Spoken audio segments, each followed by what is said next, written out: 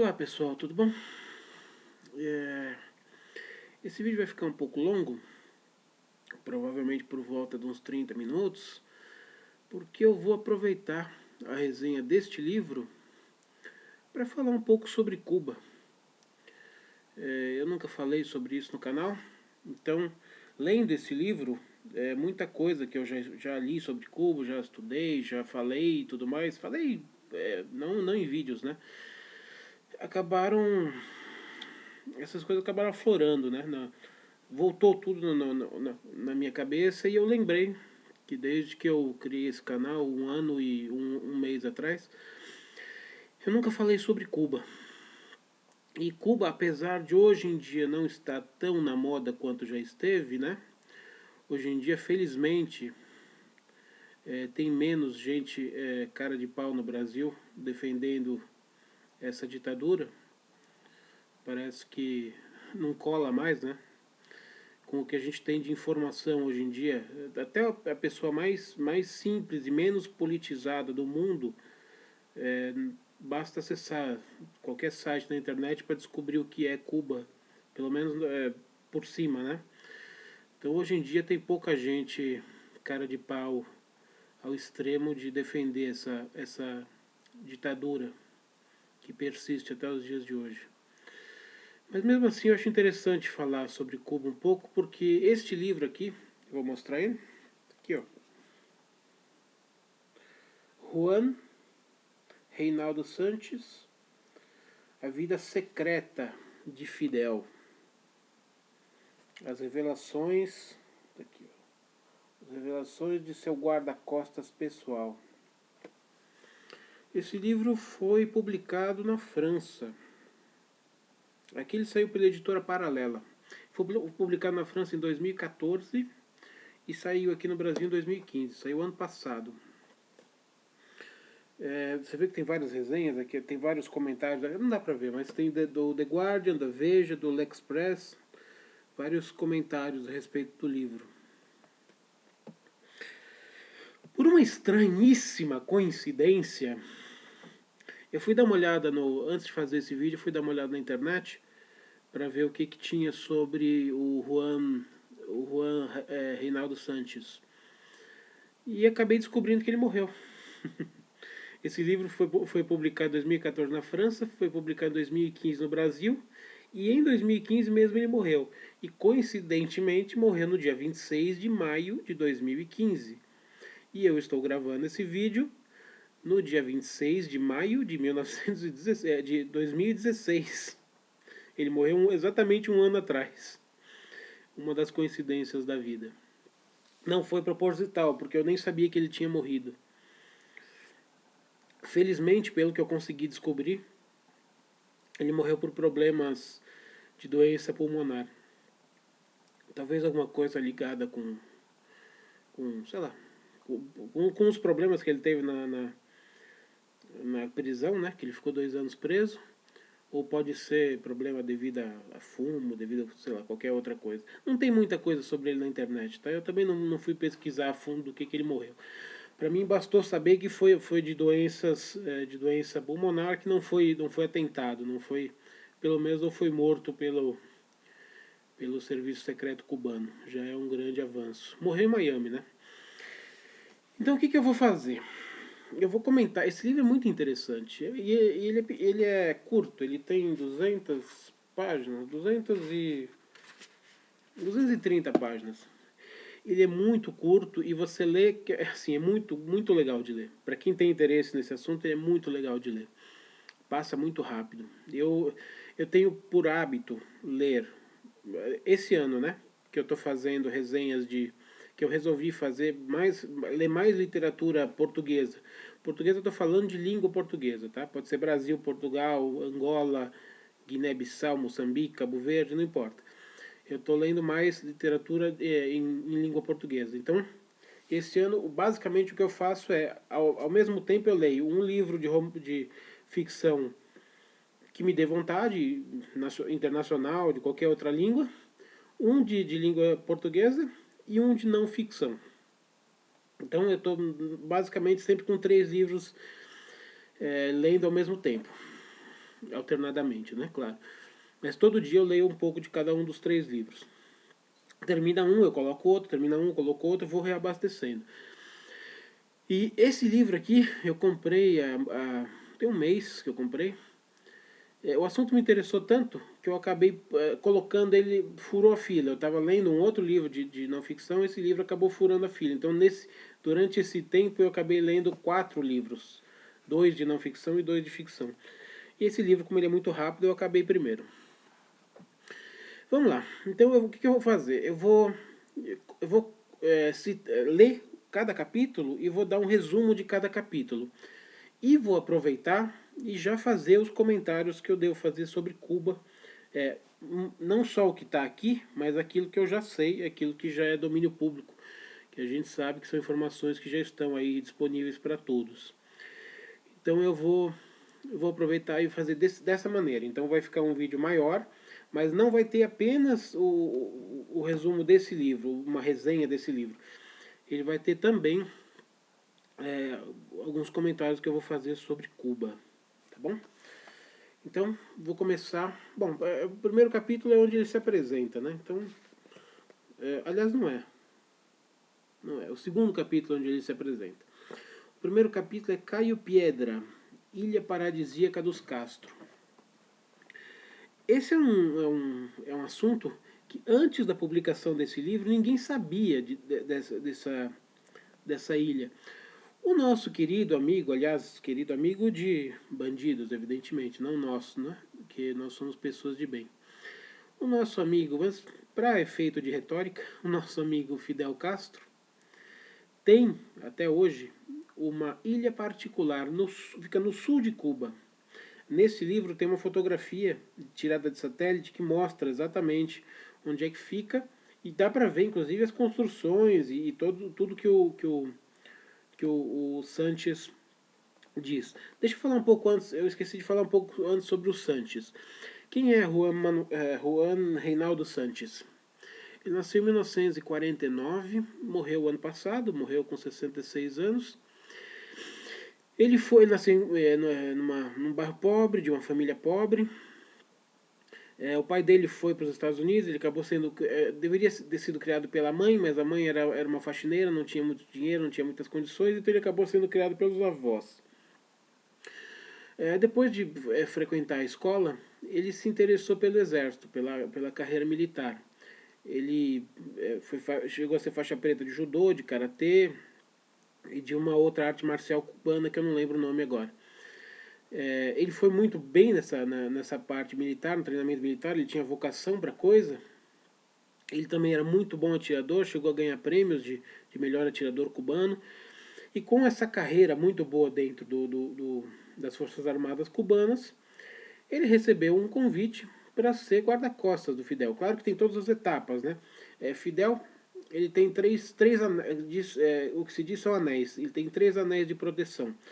Tem um anel mais menor, né? Que é o que está mais próximo dele, que é composto por uma dezena, uma dúzia de guarda-costas. Tem um anel um pouco maior, que é 30, 40, que ficam em volta desses 10, 12. E tem um outro maior ainda, que é em torno de 100 seguranças. Então são 3 anéis do maior para o menor. Então ele galgou os passos e chegou até a ser o guarda-costas principal, digamos assim, do Fidel.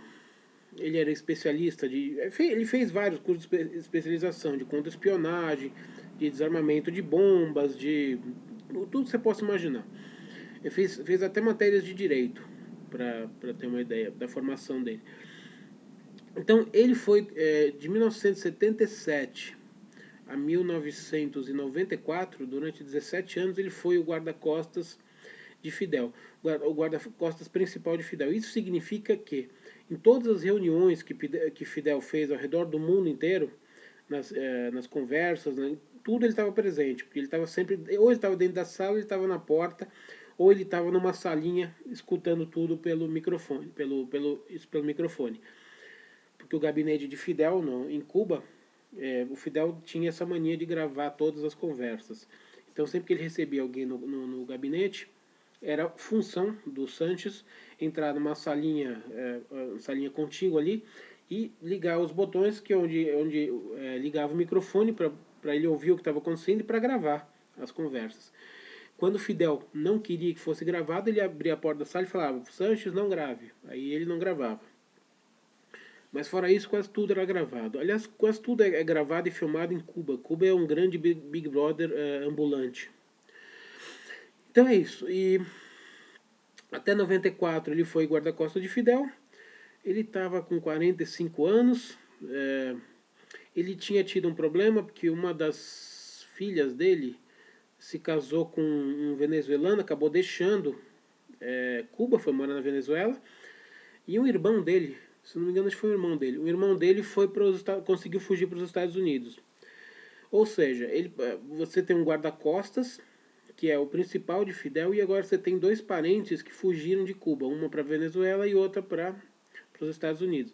Lembrando que em 94 a gente não tinha o Chaves ainda na Venezuela, então não era um país irmão de Cuba, vamos dizer assim. Então ele começou a ser, os superiores dele falaram: não, é melhor você deixar de ser guarda-costas do Fidel e você procura um cargo equivalente num outro departamento ali. Porque ele passou a se tornar uma pessoa suspeita em Cuba. Por que suspeita em Cuba? Porque tem dois parentes que desertaram. E você sabe que o Cuba é um paraíso tão maravilhoso que as pessoas são proibidas de sair de lá. Né? As pessoas, não sei, os cubanos devem ser malucos, só podem ser malucos, né? Porque eles ficam querendo fugir daquele paraíso, eles ficam querendo pegar bote para ir até Miami. Se o bote afundar, eles são comidos por tubarão, porque naquela rota ali entre Miami e Havana tem várias áreas infestadas de tubarões. Não sei por que os cubanos fazem essa loucura de querer fugir de Cuba. É um paraíso na Terra. É, qua, é quase como um novo Éden na Terra. Eu não sei por que eles querem fugir de Cuba, mas enfim. Você ter dois parentes que desertaram, obviamente que te torna suspeito. Opa, por que eles desertaram? Será que você tem alguma coisa a ver? Será que você sabia que eles iam desertar e não denunciou? Então vamos dizer que ele cai em desgraça, vai. Ele é obrigado a sair, deixar de ser guarda-costas do Fidel e passar a trabalhar num outro departamento com a mesma equivalência de função, digamos assim. Aí ele fica pensando, olha, eu já estou com 45 anos, já estou com idade para me aposentar, lá os militares podem se aposentar mais cedo, então eu vou pedir a minha aposentadoria. E aí ele pede a aposentadoria dele e se negam a dar a aposentadoria dele. O general superior ali falou: não, você vai continuar aqui, você não tem essa de você se aposentar, não. E ele fica brigando nisso e tal, e no final ele acaba preso. Passa 2 anos preso, de 94 a 96. Óbvio, preso sem julgamento, sem aquelas coisas que a gente sabe super democráticas de Cuba. As pessoas não querem saber de você, os superiores não querem saber, você vai pra cadeia e pronto, acabou, não tem o que fazer. E ficou lá 2 anos. Ficou no meio de lixo, no meio de barata, ficou 2, 3 meses em solitária. Enfim, chegou a perder 30, 40 quilos. Aquelas prisões maravilhosas da super democrática Cuba. Enfim, conseguiu sair. Ficou 2 anos, conseguiu sair. A partir daí, eu já estou contando a história dele, tá? A partir daí, de 1996 até 2008, ele ficou tentando fugir de Cuba, porque ele já viu a desgraça que era, né? Enquanto ele era guarda-costas do Fidel, estava tudo lindo. A partir do momento que dois parentes dele deixaram a ilha e ele passou a ser suspeito de saber disso e não ter denunciado, ele passou a ser tratado como um lixo, praticamente, né? Ele que era um amigo de Fidel, ele fazia caçadas submarinas com Fidel, ele estava em todos os lugares com Fidel. Ele era o cara que ia primeiro nas viagens que o Fidel fazia, e ele escolhia o local que ia ficar, fazia toda a logística da viagem do Fidel. Era um cara topo de linha, né, da guarda-costas da segurança de Fidel. E de uma hora para outra, porque dois parentes deles deixaram Cuba, ele passou a ser proscrito. É incrível, né? Parece piada, mas é verdade. E aí ele ficou de 96 a 2008 tentando fugir de Cuba. Tentou mais de 10 vezes, não conseguiu, até que em 2008 ele conseguiu teve que pagar lá 10, 12 mil dólares. Um avião veio clandestinamente um avião não, um barco. Veio... Um barco ou um avião? Acho que é um barco agora, não lembro. É um barco. É barco. Veio clandestinamente do México, aportou lá numa parte da ilha lá, e pegou acho, 45 passageiros, entre eles o Sanches. E aí foi pro México. Foi pro México, conseguiu escapar, saiu pro México. E do México ele foi transportado depois para uma cidadezinha próximo da divisa com os Estados Unidos. E ali ele conseguiu entrar a pé pelos Estados Unidos, fingindo que ele era um... Porque naquela cidadezinha vizinha dos Estados Unidos, muitos trabalhadores que trabalhavam nos Estados Unidos moravam no México. Então eles atravessavam a fronteira todo dia para trabalhar e para voltar, né? E ele acabou se infiltrando com essas pessoas e conseguiu entrar nos Estados Unidos. E tem uma lei nos Estados Unidos que todo cubano que consegue entrar nos Estados Unidos, ele automaticamente ganha asilo político. Então ele conseguiu, pediu asilo político e tudo mais na fronteira. Depois que ele passou da fronteira, procurou um guarda, pediu asilo político e passou a viver nos Estados Unidos, onde ele já tinha várias pessoas lá, né? Tinha inclusive um tio que gostava muito dele como se fosse um pai, tinha vários parentes, e aí ele foi acolhido pela comunidade cubana de Miami e viveu lá até o ano passado, quando ele morreu. Viveu lá tranquilamente. Tinha uma empresa de consultoria, montou uma empresa de consultoria, era comentarista político sobre o que acontecia em Cuba para alguns veículos de comunicação dos Estados Unidos. Então essa é a história dele aqui, tá? Agora o primeiro capítulo do livro fala de Cayo Piedra. Cayo Piedra, como eu estava dizendo, é uma ilha paradisíaca. É uma ilha paradisíaca no sul de Cuba, que Fidel mandou construir lá uma casa, uma piscina, casa de hóspedes, tinha viveiro, tinha um restaurante flutuante ali do lado do pier, tinha viveiro de tartarugas, tinha viveiro de golfinhos, tinha abrigo para o Fidel se proteger caso acontecesse alguma coisa, tinha uma casa lá onde dormiam seguranças. O que mais? Tinha até um local de artilharia, né? Mísseis antiaéreos para proteção do local. Tinha, claro, campo de pouso de helicóptero, um heliponto. E Fidel, como é que o Fidel chegava nessa ilha? Ele chegava nessa ilha ele tinha um iate e duas lanchas, um iate de 30 metros e duas lanchas bem interessantes. Ou seja, você já está começando a sentir como é que é a vida de Fidel, a vida secreta de Fidel, aquela que não aparece nos jornais do Brasil, não aparece nos jornais oficiais do Partido Comunista, aquela que ninguém sabe, né? E nessa ilha, além da família dele e da mulher, dos guarda-costas que acompanhavam, inclusive o Sanches, ele recebia alguns amigos, entre eles um dos mais frequentes é o Gabriel Garcia Marques, o escritor colombiano, prêmio Nobel. Era um grande amigo de Fidel. Sempre foi comunista, né, a vida inteira. Mas ele gostava dos luxos do capitalismo, né? Ele não ficou acanhado em receber $1 milhão quando ele recebeu o prêmio Nobel. Mas enfim. Essa ilha é uma ilha que não aparecia, né, em nenhum mapa, ninguém sabia dessa ilha, era um assunto totalmente fechado. Pouquíssimas pessoas iam para a ilha de Fidel. Ele tinha 7 filhos. Ele teve 7 filhos. É que ele teve filhos com a primeira esposa, que depois se separou. Ele teve vários filhos irregulares, porque ele tinha um monte de amantes.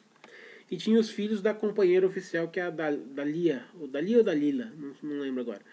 Que eram os filhos oficiais. Então para lá só ia a Dalila e os filhos oficiais. Inclusive quando iam filhos de outros casamentos, filhos ilegítimos, essa mulher tinha um pouco de birra com os outros filhos e tal. Aquela coisa que a gente sabe, né? Quando o cara é muito poderoso e tem uma mulher, aquela mulher que tem filhos, ela tem ciúmes dos outros filhos e tal, para ver quem vai ficar com poder ali depois, quem vai ficar mais próximo, aquelas coisas normais de relações de famílias que o cara tem muitas mulheres, muitas amantes e muitos filhos irregulares. Essa ilha, aqui tem uma foto de satélite, então não dá para dizer que ela não existe, tá? Porque tem a foto do satélite aqui. Deixa eu ver se eu acho. Eu não sei se vai dar para ver, mas ok. Eu vou tentar mostrar, tá? Aqui, ó. Tá vendo? Aqui tá detalhada a ilha. Vocês veem que ela tem uma divisão no meio. Ela é como se fosse uma meia-lua minguante, né? Tá vendo? Ela tem uma divisão no meio que foi um tsunami que passou lá e dividiu a ilha em duas. Aí ele construiu uma ponte para ligar as duas metades. E aqui, se você for ver os detalhes, aqui, ó, aqui tem os detalhes da construção, dá para ver a piscina, a quadra de hóspedes e tal. Aqui é que eu não estou sabendo mexer. Aqui, ó. Tem os detalhes, tá vendo? Tá tudo explicadinho no livro, tá? Então, Fidel Castro, esse democrata, esse símbolo da Revolução Cubana, símbolo do comunismo mundial, onde todos serão iguais, as pessoas serão todas iguais, não tem hierarquia, não tem chefe, não tem ninguém manda em ninguém, é uma coisa maravilhosa. Fidel tinha só a sua ilha particular, com iates e lanchas e todos os privilégios de alguém que tem muita grana para poder ter uma ilha particular. Essa ilha chegou a ser avaliada em 10 milhões de dólares. Não essa ilha, ilha equivalente a essa, né, no Caribe, custaria o equivalente a 10 milhões de dólares. Então Fidel, tadinho, quando ele fica chateado de Cuba, ele pega o iatezinho dele e vai lá desfrutar dos prazeres dessa ilha. Esse é o primeiro capítulo, né, do livro. O segundo capítulo é Eu, Juan Sanches, guarda-costas de Fidel. Aí ele explica aquilo que eu já falei no começo.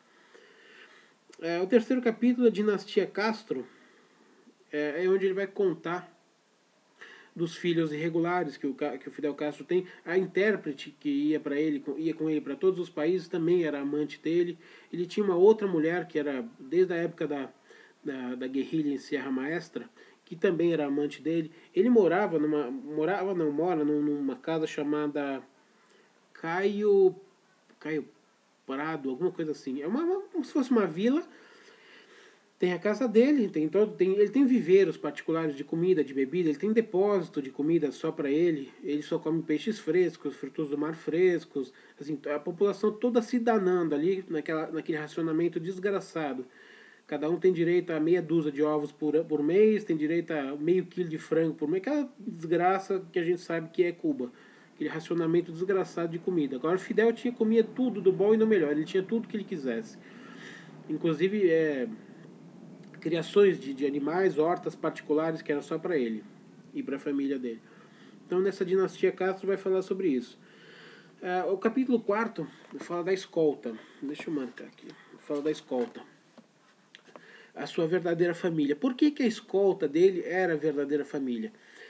Fidel Castro, em parte por paranoia, em parte por alguma necessidade e muito por vaidade e por folclore. E essa é a interpretação minha. Não está no livro. A interpretação é minha. Fidel Castro, para onde ele ia, ele tinha um esquema gigantesco de segurança. Então ele ia para um país, eles iam em 2 aviões iguais, às vezes em 3 aviões iguais. Porque aí os inimigos não sabiam qual dos 3 Fidel estava viajando. Então, para medo de ser abatido, o avião no ar. Então ele tinha escoltas de todo tipo. Então, quando ele ia para algum país, tinha que ir um pessoal na frente para escolher hotel, escolher casa, escolher qual era o melhor local para o Fidel ficar. Às vezes eles compravam casas. Não, os hotéis não são seguros aqui, então nós vamos comprar casas para o Fidel ficar lá 3, 4 dias e depois ele vende a casa ou deixa lá, tanto faz.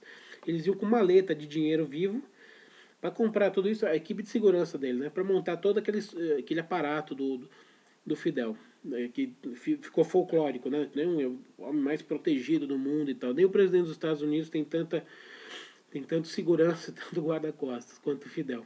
É como eu disse, em parte é paranoia dele, porque ele tinha medo de morrer, obviamente, né? Como ele matou milhares de pessoas, obviamente quem mata muita gente tem medo de ser morto, né?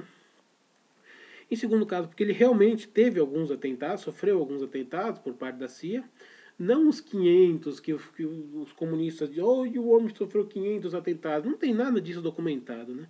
Tem lá 2 ou 3 atentados que a CIA tentou e não deu certo. Agora, em 50 anos, né? Mais de 50 anos, porque a Revolução Cubana é de 59, então são 60, mais de 60, 67 anos, né, já? Alguma coisa assim, 67, isso, nós estamos em 2016. E em parte por folclore e por para chamar atenção mesmo, sabe? Na minha interpretação, isso é puro folclore. É para se mostrar como um líder importantíssimo que precisa estar rodeado de muita gente, de muito um aparato de segurança todo, que ele é muito importante para o mundo, que se ele morrer, o mundo entra em desastre, vai ficar uma comoção mundial e tal. É tudo uma palhaçada, né? É uma fantasia, né? É uma fantasia de você. É como o dinheiro não é problema, né? Porque ele vivia, na verdade, ele vivia e vive até hoje, né? Porque ele está vivo, está afastado da presidência, mas está vivo, até onde a gente sabe, né? Porque tem umas coisas nesse livro aqui que eu vou contar para vocês, que eu não sei se o Fidel está vivo ou não, tá certo? Mas enfim. Então é isso. Então ele tem um aparato monstruoso aí de segurança, todo esse tipo de. Então ele passava a grande parte do tempo mais com a escolta do que com a própria família. Quando ele saía para trabalhar, ele já saía em 3 carros. Num estava ele com seguranças e nos outros estavam todos os outros seguranças. Então, para ir da casa dele até o gabinete dele, andava 2 quilômetros por Havana, então já ia lotado de seguranças. E tinha alguns seguranças que ficavam na frente da porta dele, o Sanches era um que ficava na frente da porta dele, então ele passava muito mais tempo com a escolta do que com a família. Então a escolta acabou se tornando família para ele. Família no sentido de estar mais próximo, né? Não no família no sentido de ele gostar. Então esse é o que fala desse capítulo que eu disse aqui. Escolta sua verdadeira família. O capítulo 5 é Guerrilheiros do Mundo Univos. Isso significa... Caiu meu marcador. Fidel Castro tem várias casas em Cuba. Casas de... como se fossem, albergues, só que albergues com luxo, alguns tinham piscina e tal. Que ele recebe para dar treinamento militar para todos os guerrilheiros da América Latina inteirinho. Pessoal dos sandinistas, pessoal da guerrilheiro do Chile, guerrilheiro de todo lugar. Inclusive o nosso querido Zé Dirceu e toda aquela cambada de bandidos que tentaram dar um golpe comunista no começo da década de 60 aqui no Brasil, todo esse pessoal foi treinado em Cuba. Tudo que era coisa que não presta, tudo que é milícia, guerrilha, tudo isso é treinado em Cuba. E ele tem um campo que fica totalmente fechado, que ninguém consegue ver de fora o que é, onde tem esses treinamentos. E o mais importante é que os guerrilheiros de um país não encontram com os de outros. Eles têm programação que eles não se cruzam. Então, quem está usando esse campo aqui são guerrilheiros, sei lá, do Chile. Então, só tem eles aqui. Eles acabaram, meia hora depois, quem faz esse mesmo treinamento são guerrilheiros da Nicarágua, depois do Panamá, enfim. Então, ele treinou todos os guerrilheiros, inclusive as Farc da Colômbia, que são as Forças Armadas Revolucionárias da Colômbia, e outros movimentos colombianos, exatamente para que fizessem a revolução, fizessem essa revolução que ele fez em Cuba. Ele queria que esses movimentos fizessem em todos os países da América Latina. Então, tudo que era movimento revolucionário, banditismo, todo esse tipo de coisa era patrocinado por ele. Ele dava treinamento e financiava com grana. Então, ele era o grande pai do terror. Ele era e continua sendo até hoje o grande pai do terrorismo da América Latina, dos movimentos terroristas e guerrilheiros da América Latina. Capítulo 6, Nicarágua, a outra revolução de Fidel. Fidel apoiou e treinou abertamente os sandinistas para derrubar a ditadura de Anastácio Somoza na Venezuela, que também era uma outra ditadura que estava lá há algum tempo. Só que era uma ditadura pró-Estados Unidos. Mais ou menos como aconteceu em Cuba. Caramba, como é que era o nome do ditador cubano? Agora esqueci o nome. Fulgêncio Batista, que era o ditador que também estava em Cuba já há muito tempo, era também pró-Estados Unidos, e ele tinha, mas de uma maneira ou de outra, ele tinha... Cuba, naquela época, era um país que ele era livre, ele não tinha as perseguições políticas de hoje, e ele era um país de verdade, era um país de turismo, que era o quarto país tinha o quarto nível de IDH lá da América Latina naquela época, né? Já era um país que não tinha analfabetismo, já era um país que tinha uma excelente educação, ele tinha excelente música, excelentes bares, nightclubs, tinha cassinos, tinha assim uma vida noturna maravilhosa. Ele atraía turistas e pessoas para morarem, pessoas da Europa iam morar lá, pessoas dos Estados Unidos iam morar lá, era uma maravilha. Isso na época de Fulgêncio Batista. E aí Castro fez a Revolução Cubana que derrubou o Fulgêncio Batista. E ele patrocinou e armou os guerrilheiros sandinistas para também derrubar Anastácio Somoza na Nicarágua. E deu certo durante um tempo. Foi com Ortega, se não me engano, né? Acho que foi com Ortega. O Ortega tinham dois irmãos Ortega e mais um terceiro, que eram os três líderes dessa Revolução Sandinista. E aí um dos irmãos Ortega, acho que é o Daniel Ortega, acabou ficando como presidente da Nicarágua. O outro irmão ficou como ministro e depois abandonou a política e foi tratar de assuntos particulares lá. Então, ele tentou também transformar a Dinamarca numa nova Cuba. O problema foi que esse Ortega, ele depois que conquistou o poder, ele não transformou esqueci de pegar a minha coca hoje. Ele transformou Cuba, transformou Nicarágua não numa Cuba. Ele abriu, ele deixou alguma transparência, alguma abertura, ele deu liberdade de imprensa, deu liberdade de protestos, e com isso o povo começou a ter como se expressar, como protestar, e ele não conseguiu fechar o país e transformar numa ditadura como Cuba, que você não pode você vai no bar da esquina, você não pode nem falar mal do governo no bar da esquina, que 5 minutos depois aparece um carro do exército e te leva preso. Ele não conseguiu institucionalizar essa repressão na Nicarágua como o Fidel conseguiu em Cuba. E depois o Fidel reclama para os guarda-costas, e quando ele fala com o ministro dele, eu falei para esse cara, ele não podia ter deixado solto, não podia ter dado liberdade de imprensa, não podia ter dado eleições livres, porque depois o cara perdeu na outra eleição. Então tinha que ter mantido assim tudo em mãos de ferro, né, para conseguir transformar Nicarágua em Cuba. Enfim, mas foi uma tentativa que ele fez e não foi totalmente com sucesso. Mas ele tentou. Quarta, Fidel em Moscou, Sanches em Estocolmo. Aqui não tem muito o que dizer. Quinta é o clã de Raul. Ele vai falar um pouco sobre os filhos de Raul. Fidel Castro tinha uma relação muito ruim com a família. A relação dele com a mulher era boa, mas assim, ele tinha várias amantes. Então, era boa, mas assim, ele saía com quem ele quisesse. Na verdade, ele fazia tudo o que ele quisesse. Ele não tinha uma relação boa com os filhos. Os filhos, para poderem falar com o pai, tinham que pedir permissão para a mãe marcar um horário para o filho para falar com o pai, para você ver o nível de ego desse cara. O filho não pode falar livremente, ele não podia se dirigir livremente ao pai, ele tinha que marcar uma hora.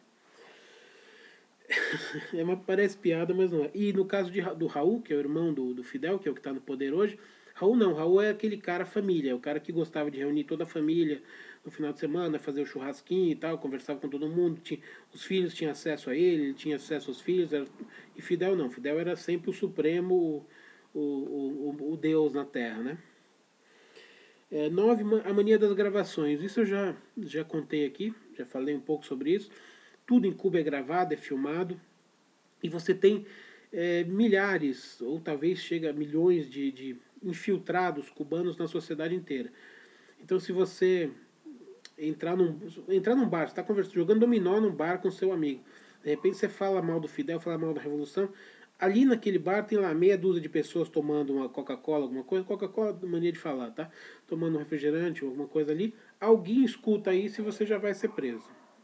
Então é um país que você está completamente paranoico, você está sempre correndo o risco de qualquer comentário que você faça que desagrade Fidel, você está correndo o risco de ser preso, de ser morto, de ser, enfim, processado, alguma coisa do tipo. Então é um país de liberdade zero. Além de você não poder deixar o país, que obviamente todo mundo sabe, ainda você tem toda uma restrição do que você pode ou não falar dentro do país. 10. A obsessão venezuelana. Aqui nesse capítulo ele vai mostrar as várias tentativas que Fidel fez desde a década de 70 para tentar trazer a Venezuela para sua esfera de influência. Então, ele patrocinou vários movimentos terroristas, tentou fazer acordo com vários presidentes da Venezuela, nunca conseguiu, até que em 99 ele conseguiu capturar ideologicamente aquele imbecil daquele Hugo Chávez, outro bandido, E aí finalmente ele conseguiu a ponte aérea Caracas-Havana. E aí, então, na própria Venezuela, começou a instalar um sistema no mesmo estilo cubano. Sistema esse que destruiu a Venezuela. De 99, a Venezuela era um país maravilhoso. O petróleo dava muitas divisas para o país, era um país quase que de primeiro mundo na América do Sul. Vê o que é a Venezuela hoje, depois de 16, 17 anos de chavismo, a Venezuela hoje é essa desgraça. Tem guerrilha pelas ruas, você tem racionamento nos supermercados, você não tem comida para todo mundo, tem um monte de desesperado, tem um monte de miseráveis, não tem mais economia.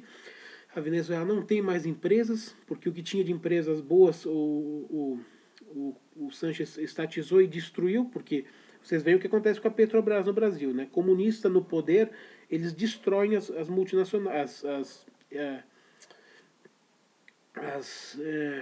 estatais, porque eles entopem esse negócio de... Tem uma entrevista agora do Delcídio que ele contou como é que se faz como é que se fez na Petrobras.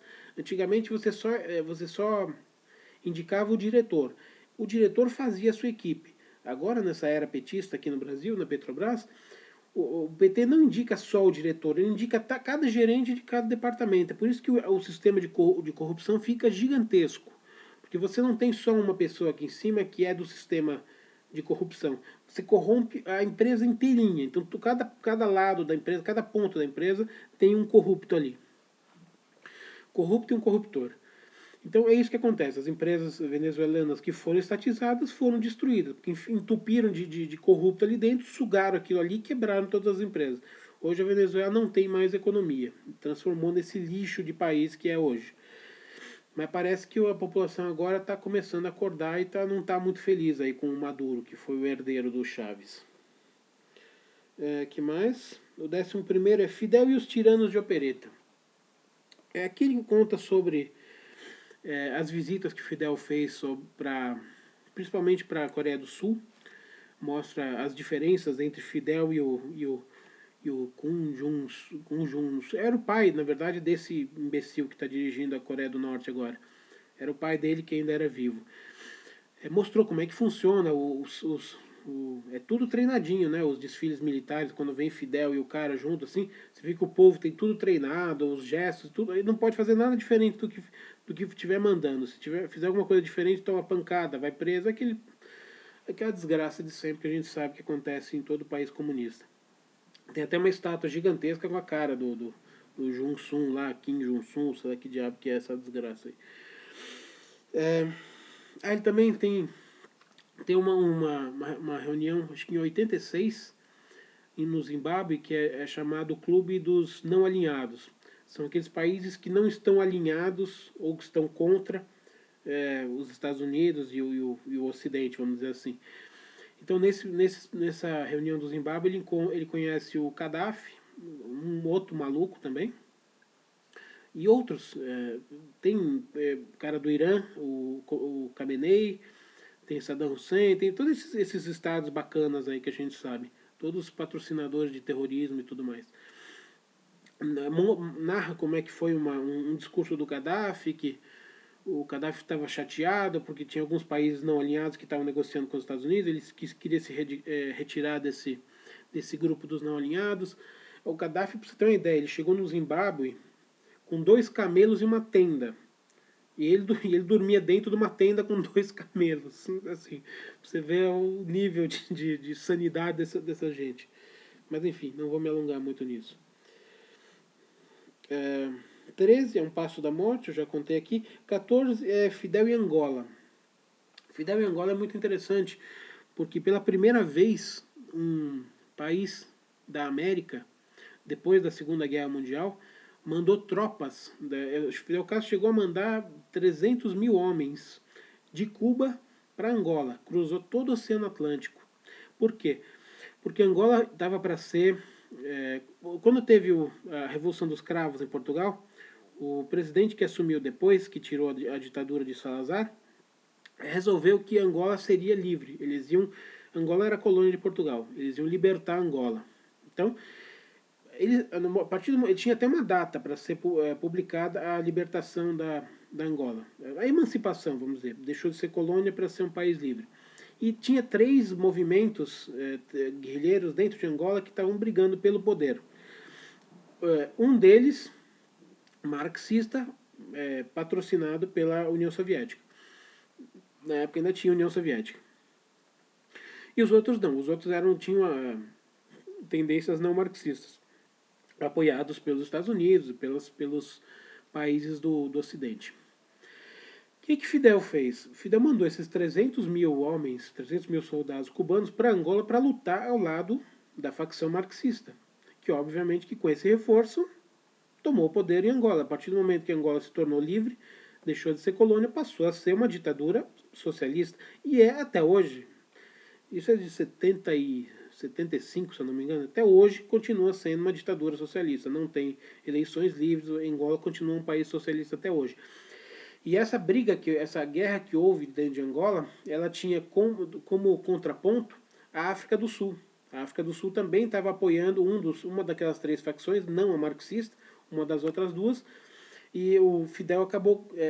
chegou uma hora, na verdade, que a África do Sul descobriu que não ia conseguir derrotar os cubanos, que estavam ajudando a guerrilha marxista, e eles também descobriram que não iam conseguir derrotar a África do Sul. Então fizeram meio que um pacto, e os marxistas acabaram tomando o poder, e a África do Sul se recolheu para o seu país e ficou por isso mesmo. Então, nessa guerra que Fidel Castro patrocinou, morreram mais de 100 mil pessoas. Então ele conseguiu também, além das pessoas que ele matou em Cuba, cerca de 10, 20, 30 mil pessoas que ele mandou fuzilar, que morreram nas cadeias e tudo mais, ele conseguiu matar mais de 100 mil pessoas também em Angola. Então ele conseguiu também patrocinar o movimento terrorista da Angola.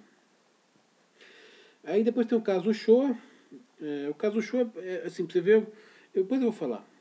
O 16 é a prisão e a liberdade. Isso eu já contei para vocês no começo do livro. Em 94 ele foi preso, ficou até 96.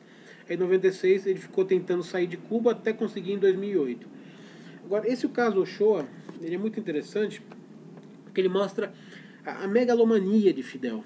E agora eu vou falar um pouco do que está no livro sobre Fidel Castro, a personalidade de Fidel Castro. Esse Uchoa, um cara que lutou junto com ele na Sierra Maestra pela Revolução Cubana. Ele era o general encarregado do exército cubano em Angola. Fidel Castro era extremamente autocrático. Extremamente, era um autocrata. Assim, só eu mando, só eu sou tudo. Assim, tudo tem que passar por mim. Tudo, absolutamente tudo.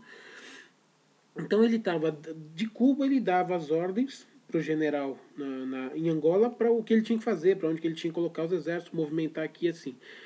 Então ele dava essas ordens para o general que estava no fronte de batalha falou, não, isso aqui está errado, é melhor ir por aqui e tal. Então ele ignorou algumas ordens de Fidel e fez do jeito que ele achou certo e que acabou dando certo. Consequentemente, ele foi chamado para Luanda, que é a capital de Angola, e depois foi chamado para Havana. O que aconteceu com ele? Foi condenado e foi fuzilado. Por quê? Porque ele desrespeitou uma ordem de Fidel. Assim, agora eu vou falar sobre Fidel. Tudo o que eu vou falar está aqui documentado no livro. Fidel é um cara que, assim, ele é absolutamente... ele é um deus em Cuba. Ele funciona como se fosse aqueles reis absolutistas que tinham na Europa. Lembra de Luís XIV, o Deus Sol, que foi apelidado Deus Sol? O Rei Sol, aliás. Por quê? Porque ele dominava tudo. O que ele falava era lei. E Fidel é exatamente isso. Ninguém pode contestar qualquer coisa que Fidel fale. Se ele está discutindo, por exemplo, futebol, se ele falar que o Palmeiras é melhor do que o Flamengo, você não pode dizer o contrário. Se você disser o contrário, se você contrariar ele, você já está indo para a lista negra. Com qualquer coisa, qualquer tipo de coisa. Por exemplo, quando ele fazia pesca submarina a bordo do seu iate, quem ia junto era o Sanches, o cara que escreveu o livro aqui. O Sanches ia para ajudar o Fidel. O Fidel estava ali nadando, o Sanches ia e levava a arma de caça submarina. Quando o Fidel via um peixe que ele queria, o cara dava para ele a arma montada, equipada, carregada, ele dava o tiro, matava o bicho e devolvia a arma. Só isso. Numa, numa aventura de pesca que teve também no iate do Fidel, estava o Gabriel Garcia Marques e estava um outro empresário da América do Sul, que o Sanches não lembra o nome. Então eles estavam pescando, né? Estavam pescando e tal. E esse empresário estava numa sorte danada. Então ele pescava um peixe atrás do outro, pescava um peixe atrás do outro. E o guarda-costas viu que o Fidel estava ficando chateado. Porque esse era um outro detalhe. Ele era uma criança mimada, grande, adulta. Ele tinha que sempre ganhar em tudo. Ele não podia perder em carta, não podia perder no xadrez, ele não podia pescar menos peixe que os outros. Aí esse guarda-costas, o Sanches, teve que fazer? O Gabriel Garcia Marques, que é muito amigo do Fidel, sabia como era o comportamento do Fidel, falou pro guarda-costas, olha, avisa aquele cara lá para ele dar uma maneirada e tal, para ele parar de pescar um pouco muito peixe, senão a gente vai passar a noite inteira aqui, porque enquanto o Fidel não pescasse mais que o cara, ele não ia encerrar a aventura. Então o cara entendeu, começou a parar de pescar, o Fidel começou a pescar, a hora que o Fidel pescou um pouco mais que o cara, bom, acho que já está tudo bem por hoje, já pescamos o suficiente, já podemos voltar e tal. Você vê o que eu estou querendo mostrar aqui é como a personalidade desse cara. Ele não é só um psicopata, ele é uma pessoa que ele tem uma cabeça disforme. Assim, ele precisa ser obedecido em absolutamente tudo.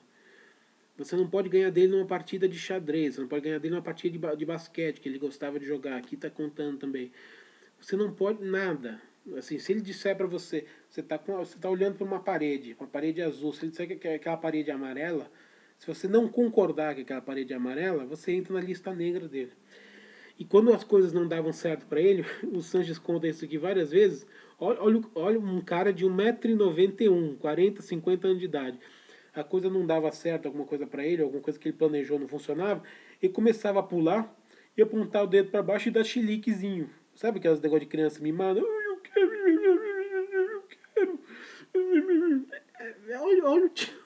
Olha o tipo de governante. Olha o tipo de governante que alguns imbecis é, adulam, tratam como se fosse um líder máximo, como se fosse uma personalidade maravilhosa, como se fosse o símbolo de uma maravilha. Olha o tipo de pessoa, olha o tipo de pessoa. Fora que, além disso tudo, ele tinha 20 casas espalhadas por Cuba. Tinha não, tem 20 casas espalhadas por Cuba. Então, cada dia ele dormia numa, tinha uma que ficava no mesmo alojamento onde ficavam os guarda-costas, tinha uma casa mais afastada, que era a casa onde ele se encontrava com as amantes dele. Então, aí os guarda-costas iam buscar, levavam o amante, ele ficava lá 2, 3 horas, voltava.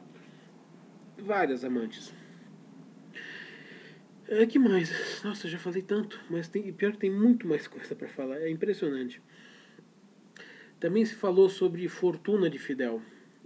É verdade, porque saiu uma reportagem da Forbes uns 15 anos atrás falando que Fidel tinha uma fortuna de 2 bilhões de dólares e tal. Nesse livro aqui o Sanches fala sobre isso. A questão é a seguinte, não dá para você dimensionar qual é a fortuna do Fidel, porque ele é um soberano na ilha. Se ele quiser a casa de qualquer pessoa, ele vai lá e toma. Se ele quiser o carro de qualquer pessoa, ele vai lá e toma. Se ele quiser tudo, ele toma do jeito que ele quer, porque ele tá acima das leis. Fidel está aqui, daqui estão as leis. Então todos estão da lei para baixo, da lei para cima está Fidel. É assim. Então o que ele fala é lei, não importa se está na lei ou se não está. Ele falou é lei. É como eu disse, é um rei absolutista lá do começo da Idade Moderna. Então, é difícil você estimar o que ele tem e o que ele não tem de patrimônio. Além disso, ele tem um negócio que é chamado de... Agora eu não lembro o nome. É assim, como se fosse reserva privada de Fidel. Tá certo? Que é uma conta que está previsto na lei, todo mundo sabe que existe essa conta, só que as pessoas não sabem quanto tem de dinheiro nessa conta. Então, todo tipo de negociação que acontece em Cuba, renda de determinadas empresas estatais, uma parte vai para essa conta de Fidel, que é como se fosse, é uma sacolinha de emergência, uma sacolinha de emergência do ditador, e quando ele precisar daquele dinheiro, seja para financiar uma ditadura aqui, seja para financiar uma guerrilha ali, seja para comprar um iate ali e tal, assim, é só ele que sabe isso aí. Então a gente não tem ideia de quanto que ele tem de qual é a fortuna dele. Porque na ilha ele é absolutamente soberano. Ele faz o que ele quiser, ele toma o que ele quiser é dele. É assim, é como se a ilha fosse toda dele e ele permite que as pessoas morem nas casas, trabalhem, façam algumas coisas. Mas se ele amanhã resolver que aquela pessoa não tem mais aquela casa, que ela não pode mais trabalhar, ele pega a pessoa, prende, mata e pega a casa para ele. Então, essa é a democracia cubana. A democracia comunista que alguns imbecis brasileiros ficam babando, mas não querem morar lá, né? Eles ficam babando daqui, né? Daqui eles dizem que lá é uma maravilha, mas morar lá eles não vão. É como esse imbecil desse Chico Buarque e outros tantos idiotas, né? Ele ama Cuba, Cuba é uma maravilha, ele quer passar uma noite com Fidel na cama, só que ele vai morar em Paris, né? Ele não vai morar em Cuba, esse bandido safado. Enfim, para finalizar, uma vez o guarda-costas também perguntou, Sanches, perguntou para uma das, acho que foi uma esposa, uma das amantes ali do Fidel, ele tinha várias amantes, e se algum dia realmente acabar a revolução, ou sei lá, o povo se revoltar, e o que vai ser de vocês? Ela falou, não, pode ficar tranquilo que a gente está garantido. Ou seja, aqui tem vários indícios de que Fidel Castro tem dinheiro no exterior. Como todos os ditadores têm, né? Qualquer ditador que é deposto, seja na África, na Ásia, na Europa, nas Américas, todo ditador deposto que vai morar em outro país mora sempre com extremo luxo. Vocês lembram, nos últimos anos, vários ditadores africanos foram depostos e iam morar na Europa. Depois se descobria que esses caras tinham milhões, bilhões em bancos suíços, né? Nenhum ditador deixa de desviar uma parte do dinheiro para o exterior, porque ele sabe que uma hora pode acabar a ditadura dele, ele vai ter que ser exilado e ele vai querer, lógico, obviamente, ter uma boa vida. Então, não se tem provas de que Fidel Castro tem dinheiro no exterior, mas se tem vários indícios disso. E de qualquer maneira, do jeito que ele massificou a população cubana, desde a educação, as matérias de educação são todas matérias assim, contra o imperialismo, contra isso, contra assim, ele fechou Cuba numa redoma que ele consegue doutrinar as pessoas desde o começo da sua educação, e hoje em dia já deve estar na terceira geração, de 59 para cá, já está na segunda, terceira geração de pessoas que aprendem desde o primeiro ano da escola até o último, que os Estados Unidos é inimigo, que eles são malvados, que eles são o satã do mundo, não sei o quê. Então eles, quando a pessoa cresce, ela já cresce com essa ideologia na cabeça, né? Ela já cresce com a cabeça deformada por essas informações. Então cada vez fica menos provável que essa população consiga reagir contra essa ditadura cubana. Até porque, como eu já disse, tem espiões cubanos espalhados pela sociedade inteira. Então as pessoas têm medo, né, de qualquer coisa. Se você tentar juntar duas, três pessoas, vamos fazer um movimento aqui. Se você tem duas, três pessoas, se você acrescentar a quarta, você vai acrescentar um espião. Aí acabou tudo. Vai ser descoberto e você vai ser morto. Então é muito difícil você derrubar. Eu acho que a ditadura cubana, eu não sei se ela. Talvez ela caia no dia que Fidel morrer, o irmão dele morrer, eles não estão muito velhos. Mas acredito que pela doutrinação do povo é muito difícil. No começo do vídeo eu falei que a gente não sabe se Fidel está vivo ou morto, por quê? Porque tudo da vida de Fidel é um segredo, né? Tanto que aqui está escrito, a vida secreta de Fidel. A maior parte deles, ninguém sabe em Cuba que Fidel tem um monte de diamantes. Ninguém sabe em Cuba que Fidel tem um monte de carros. Fidel tem um sósia. Quando ele quer não sair de carro, ele manda um sósia, baqueia o cara assim, ele vai, passa de carro, faz um oi para a população e tal. E quando eu falei disso, que a gente não sabe se ele está morto, é porque durante duas vezes, em 83 e 95, se eu não me engano. Eu posso ter errado, eu posso ter me enganado nas datas. Eu não sou muito bom de datas. Em duas ocasiões, Fidel teve problemas de saúde. Ele tinha úlcera cancerosa. Então, durante duas vezes, né, em 83 e 95, se não for essas datas, uma na década de 80 e outra na década de 90. Na década de 80 foi mais suave. Ele acordou todo mundo. Quando ele ia sair de casa, toca uma sirene na casa num abrigo, na verdade, dos guarda-costas, para anunciar que Fidel está saindo. Então todo mundo se prepara rápido e entra no carro. Então Fidel estava com a calça com sangue atrás e estava só de pijama e botou a farda em cima. Aí ele tem no gabinete dele, em cima do gabinete dele, ele tem uma clínica médica particular dele. Assim, todas as pessoas de Cuba frequentam aqueles médicos vagabundos, aquela desgraça que é o sistema público de saúde de Cuba. Agora, ele não, ele tinha médicos particulares, clínica particular, tudo. Ele é sempre o Deus, né? Ele tá sempre à parte das coisas. Então ele foi lá e diagnosticaram que ele tinha uma úlcera cancerígena, cancerosa, né? Cancerosa ou cancerígena, enfim. E foi tratado, ficou alguns dias e acabou ficando bom. E depois, na década de 90, se eu não me engano, em 95, ele teve de novo esse problema, só que aí foi muito mais grave.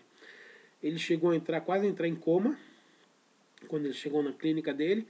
Os médicos chamaram, inclusive, o Raul, que é o irmão dele, falou, o que nós vamos fazer e tal. Não, o Raul falou, não, deixa, vamos fazer assim, assim. Primeiro a gente avisa a elite, depois avisa os ministros, depois avisa o Partido Comunista e tal, e por fim a gente avisa ao povo que Fidel morreu. Só que Fidel sobreviveu, ele conseguiu sobreviver, mas ficou 2 meses internado. E Fidel costumava rodar pela cidade de carro, acenar para a população e tal. Então, só que ninguém soube dessa doença do Fidel. O que ele fez? Ele mandava o sósia dele fazer a rotina, casa, trabalho, casa, mandou o sósia rodar a cidade, fazer os acenos ali para o povo e tal. Então a população não soube que Fidel estava doente, porque ele não queria que isso fosse para a população. Ele não queria que isso fosse de domínio público. Então, e depois ele levou mais alguns meses também para se recuperar depois do tempo que ele ficou internado, né? Então foram alguns meses aí que ele ficou fora de cena, não podia aparecer em público, mandava sempre o sósia aparecer em público, mas a população cubana nunca ficou sabendo disso. É por isso que eu disse, o Fidel está desde 2008 ou 2009 que ele está afastado do poder, que entrou o irmão dele no lugar. Por isso que eu disse, talvez Fidel esteja morto e a gente não sabe, porque eles têm esse costume de sonegar as informações sobre Fidel. Ninguém sabe o que ele faz, ninguém sabe as doenças que ele teve, ninguém sabe onde ele está, ninguém sabe nada. Então, é claro que aí já passa a ser uma teoria da conspiração, não tem nenhuma prova disso. Mas talvez Fidel tenha morrido e ninguém falou nada até hoje. De repente o irmão falou, não, é melhor não falar, porque vai que a população perde o líder máximo, o grande Deus, e de repente se rebela contra a gente. Vamos deixar como se ele tivesse doente lá. Só que Fidel já deve estar com uns quase noventinha, né? E a gente sabe que ele quase foi pro saco em 95. Nós estamos em 2016, já foi mais 21 anos, e obviamente que esse tipo de doença só piora, né? Então, talvez até Fidel esteja morto, a gente não sabe. Não tem como saber, mas que é um fato que ele esconde todo tipo de atividade privada da vida dele, sempre escondeu durante a vida inteira, e agora ficamos sabendo através desse livro que tudo pode acontecer, né? Tudo pode ser real ou não. Também faltou dizer que boa parte daquela renda, daquela conta particular do Fidel para emergências, vinha do tráfico de drogas. Porque vários traficantes, inclusive um deles foi executado aqui, junto com parte da alta cúpula cubana, Fidel Castro também financia o tráfico de drogas. Por quê?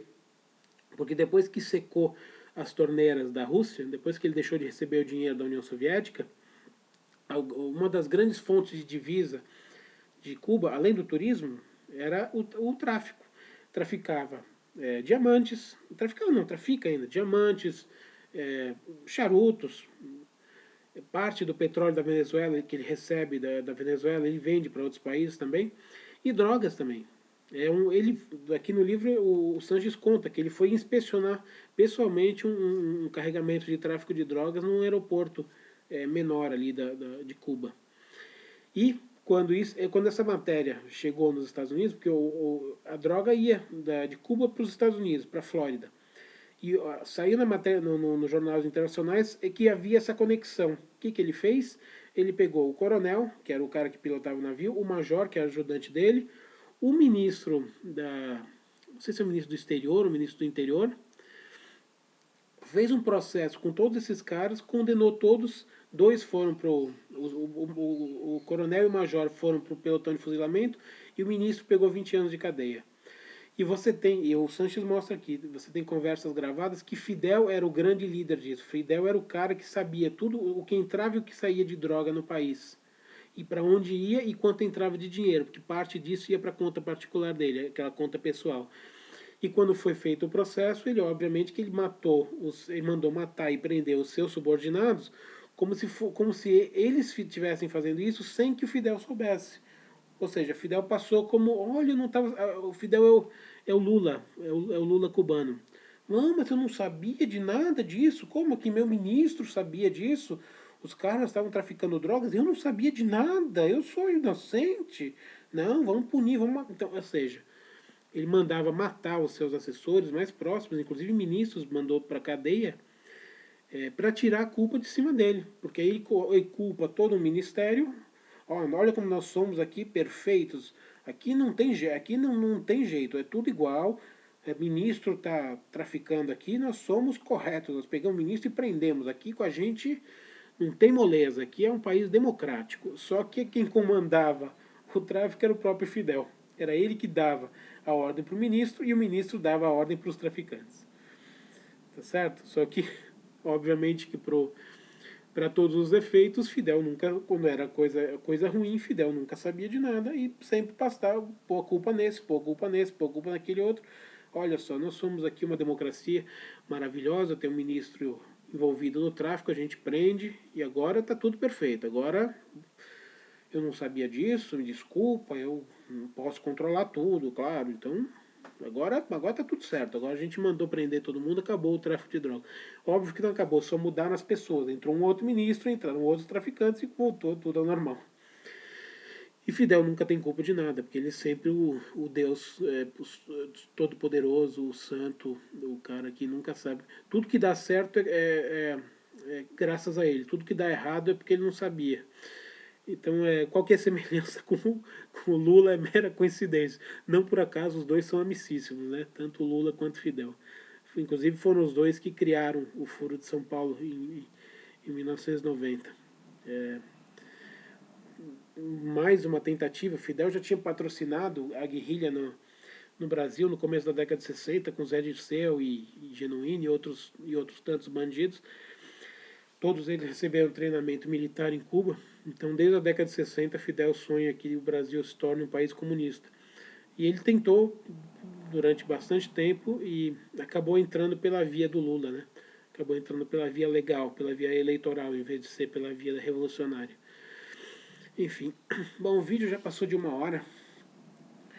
Eu espero que tenha conseguido passar bastante informação sobre o livro e sobre Cuba em geral, né? Porque Cuba, olha, dá para você fazer.